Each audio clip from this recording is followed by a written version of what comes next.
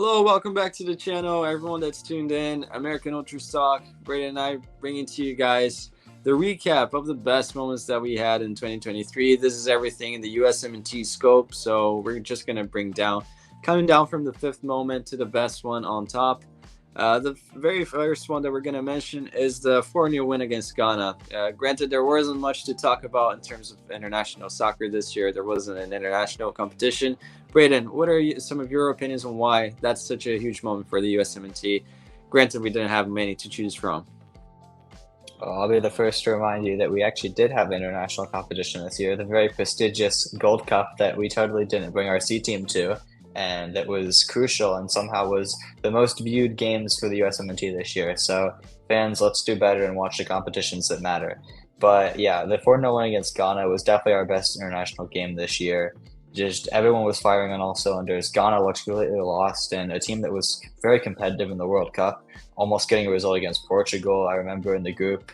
And yeah, I thought it was very impressive and a real encouraging sign from Greg. And I think only his second camp back with the team to play against high-level opposition and completely run them out of the park was very encouraging. It was one of Gio Reyna's best games in particular. I think his second best game ever with the national team, only behind the win against Canada in the Nations League final, which was also one of the best moments, an honorable mention on this list.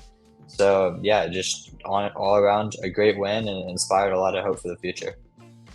Yeah, I think that the point that you touched on Greg's comeback, it's completely relevant. I think it's worth being in this top five because I don't think we ever really had an expensive soccer being played under Greg, and I'll cling on to any hope that Greg will change his tactics and we'll be playing a little bit more free flowing, and that win's an encouraging sign in my opinion.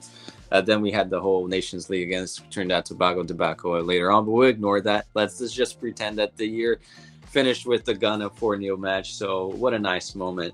Now moving on to the next one. This is very relevant. It's not USMNT specific, but it is really relevant to our players and our crop and maybe more players to come to that club. Ernie Stewart's PSV USMNT revival there with a lot of players being moved there. We got Des bouncing back on his career. Pepe going there and definitely propelling himself into setting the foundation for the future, definitely.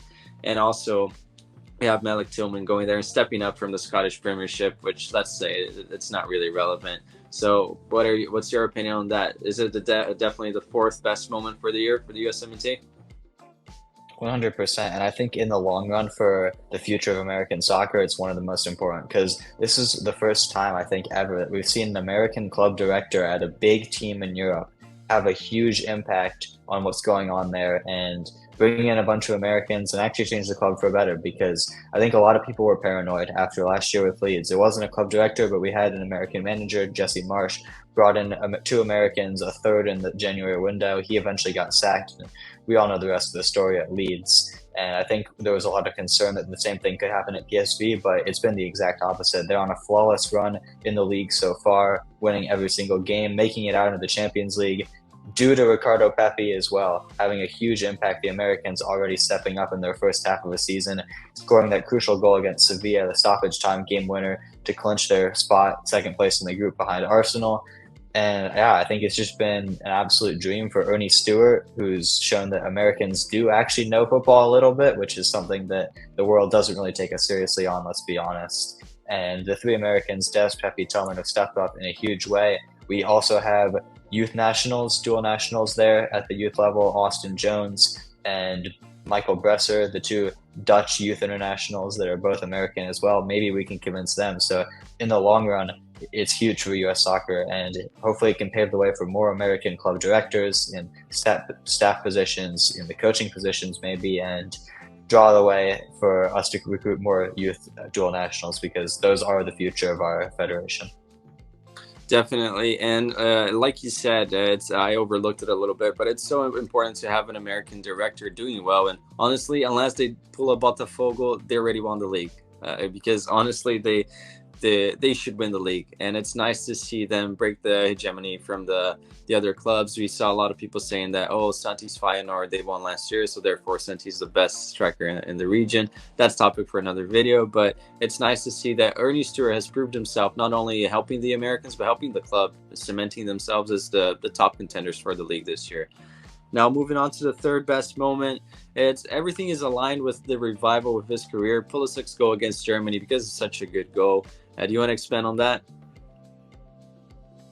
Yeah, I think we had to have one goal on this list because there's been a lot this year, honestly, throughout all competitions, but this one takes the cake. It was definitely the best, just magnificent solo work by Christian Pulisic against the hardest team that we've played all year. The end result eventually didn't go our way. We completely capitulated in the second half, but in the first half, we showed very promising signs, and Pulisic's goal just completely sums that up. I mean, just a wonderful solo effort, beating several defenders, curling a screamer into the top corner at the far post, beating one of the best goalkeepers in the world.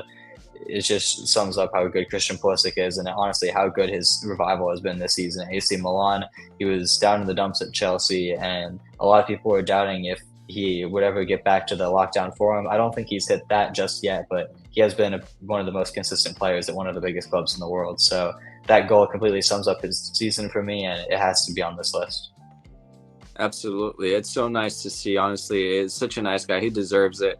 What a goal, really. It also goes to show, touching on something that you mentioned briefly, USMNT fans, please do better. He scored such a nice goal, and there were barely enough people there, really. And watching the games, I feel like the attendance really needs to, we need to up the level in terms of fans, but we're growing the culture. So let's just hope that more moments like that can help eventually change the picture on how we play with the national team inside our country. Should always be a U.S. majority, and a lot of people showing should be something that people get excited for.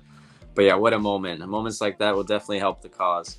Now, the second biggest moment, this was huge, really. Just the Instagram announcement on itself was really nice. They did it in such a smart way. Balogun being officially American, we recruited him, and this has long-term effects for that position as well. Maybe that's why Pepe is stepping up. I don't know, but what's your take on that moment, and why is it the second best moment of the year for us, Braden? Definitely a strong contender for number one, and absolutely had to be on this list. Our biggest dual national recruit, I think, ever, it has to be said. We've had some big ones in the past, Serginho Dest, Yunus Musa, but following Balogun, the quality of player that he is and that he showed last season in Ligue 1, and he's trying to hopefully build on that this year with Monaco. He's taken a little bit to get adjusted, but I have full confidence in him to further his career and continue to just be an absolute weapon as a striker. And yeah, like you said, the unintended effects of Pepe, we touched on him earlier talking about PSV, but he's had his best season by far as a pro, and he looks to not be stopping it for anything. One of the best USMNT players, if not the best this season. And I think that extra competition with Balogun has really fueled him. And also as well, the not getting called up to the World Cup. I think those two things in particular have really kicked him into the next gear this year in 2023. So indirectly that's affected Pepe, but the caliber of player that Balogun is, it put us on the map, honestly, and it put him on the map too, because he really needed a break like that. England weren't taking him seriously, kind of like Luka Kolyosha. If you look at Yuri's name, be the next Balogun, Luka Kolyosha. Be the next Balogun. And Balogun, honestly, I think there's been a few poor performances that we've called out, but at the end of the day, he steps up in big moments. He stepped up against Canada, scored the goal, one of the two goals that ended up winning us our only trophy of the year. And in his Instagram profile picture, if this counts for anything, he still hasn't changed it. It's still him with the American flag from the announcement. It shows that he truly loves being American, which is honestly something that shouldn't be taken for granted. Because like you said, even our fans are majority Mexican when we play against them in the U.S. So the fact that we have a dual national who, although we weren't his first choice, he truly loves the country. He loves the national team. He wishes he was here sooner.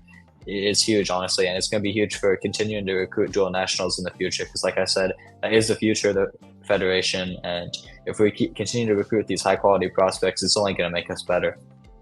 Yeah, look at the caliber of player that he is and that he could be. It definitely is the biggest recruit that we ever had. And I think that It's nice, like you said, we weren't his first choice. I don't think anyone can argue with that. But it's nice to see him saying that he wishes he had made the decision sooner. It shows that our program makes people feel comfortable and welcome as well. So it's nice to see. What a good moment. And I think that the domino effect that it will have, it never hurts to have good competition. And honestly, maybe if it helped even 1% of what Pepe's mentality is now, it's already worth it. Plus, we have such a good player, and I think that Balogun's still finding his feet with the national team. You can pinpoint that to tactics as well, but never hurts to have a player that talented in your pool. So what a nice moment. And saying that, now the next moment is against Mexico. What a nice match. One of my personal favorites, honestly, for the USMNT. It had everything. Players getting sent off, a nice win. McKennie's historic moment right there, shushing the crowd and kissing the badge. Mexico beating Mexico getting beaten. The U.S. beating Mexico. Thankfully, Braden, what are your thoughts on that game, and why is it the best moment that we had this year as USMNT fans? I mean, this is a no-brainer for number one. One of the most iconic moments, not only of the year for the USMNT, but in the rivalry history, which is one of the most storied rivalries in the world, honestly. I know there are a lot more passionate fans out there, but the USA versus Mexico is historic, and every game brings something new. Like you see in my background, one of the most iconic moments, Pulisic shushing the crowd, and honestly, McKennie's kissing the badge might have beaten it. The chaos that unfolded in that game. The first half was pretty calm. We seemed to be dominating them. We went up 3-0 pretty early, which is one of the first times I think we've thoroughly dominated Mexico. So that's a turning point for the program just on that. And then the passion that our players showed. We've mentioned Serginho Dest a lot of times this year being a little bit immature and not knowing when to stop. But this red card was a good thing. We can talk about the Trinidad one all you want, but I mean, and the implications, missing the final, but it ended up not mattering because Scally and Aronson did their job on the right-hand side anyway, and just showing the passion for the country. Like I mentioned with Balogun, Dest is also a dual national. He wasn't born here or anything, even Balogun was. His ties arguably are worse to the U.S. than Balogun's are, just to show how much the Derby means to him, how much the U.S. national team and the country means to him. Getting that red card when the emotions were high, it's a huge moment for him. It's a huge moment for the team, and McKennie as well. We saw the passion that comes out. We've seen him off the pitch, his personality. He's always lighthearted, making jokes, the funny guy, the class clown, if you will. But he showed that in big moments on the pitch, he can take it seriously. And I think those two just showed, honestly, what the team culture is about, what we've been building with BJ Callahan, Anthony Hudson, and even Greg as well, because he seems to be more of a team morale guy than a tactics guy. So I think that win just completely summed up what we are as a team, both on and off the pitch.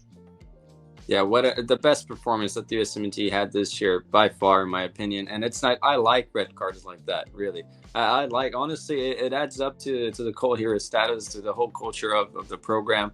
It's nice to see. And you're right. It's the first moment. I think it's the first time that I can recall is utterly dominating Mexico. And that's always nice. Hopefully, there's more to come, more of that in the future. But yeah, also before we go, I'm pretty sure Brandon wants to say it as well.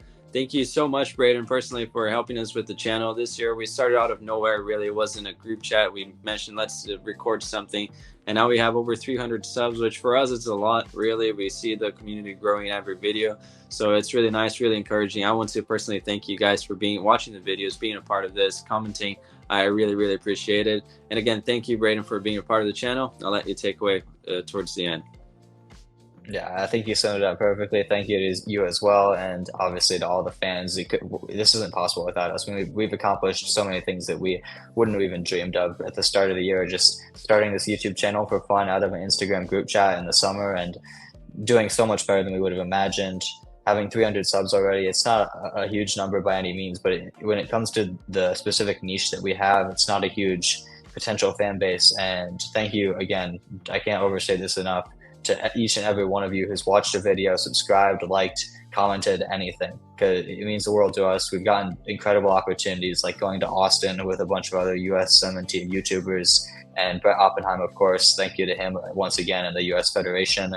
And hopefully 2024 brings more opportunities like this. Hopefully we continue to grow, but it's not possible without you guys. So continue to show the support and on to bigger and better things. Great 2023, but let's make it better next year. Definitely. Yeah. Thank you to Brett. And also thank you huge thanks to Brett for the opportunity, but also thank you to Tac Filippo, who's been helping us with some tips here and there for the thumbnails. We already see the results. Thank you for the time and patience with us and helping us. Hopefully we can build something and have an even better 2024. Overall, honestly, nothing but positive things to say in regards to the channel. Thank you, Braden. Thank you guys for watching. Make sure to leave a like, subscribe, and we'll see you next time.